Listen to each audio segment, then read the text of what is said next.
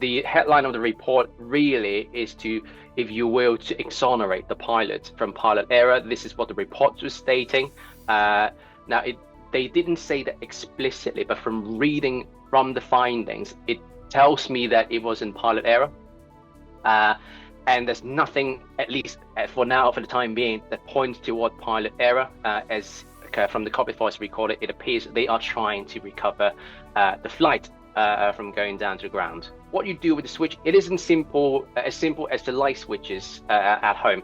You have to physically sort of not pull the pin, but if you have to pull the toggle out, then it can move to a different position. So you do have to do it on purpose, not accidentally knocking it to the wrong position.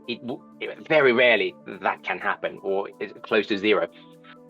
And normally in flight, we do touch the switches for emergency checklists, for example, where you have to attempt to relight the engine manually, for example, or to switch it off to secure the engine. What it means is if the engine is on fire, you don't want it to keep running.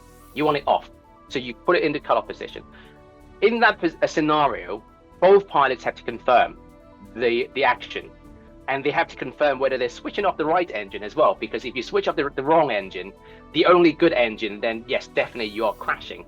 So that's the safeguarding within the cockpit, verbal confirmation as well. What the report seems to be suggesting is the error with the chip.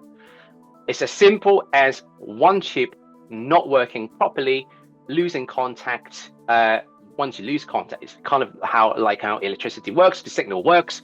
It's not contacted properly. It's because of the thermal cycle. It's in a warm condition. It's been worked very hard.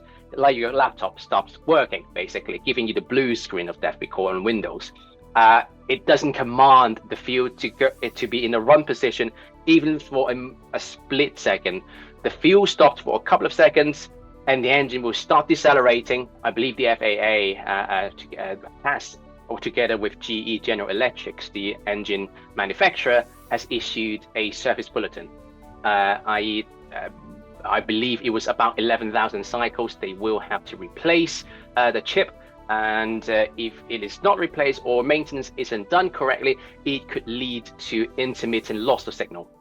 Once you have a loss of signal, the fuel isn't commanded, i.e. in the cutoff position, then there's no fuel going to the engine, which seems to have matched what the service bulletin was saying with this current investigation. I would say now the spotlight would be on, first of all, whether Air India has carried out the necessary maintenance and replacement of those chips according to service bulletin.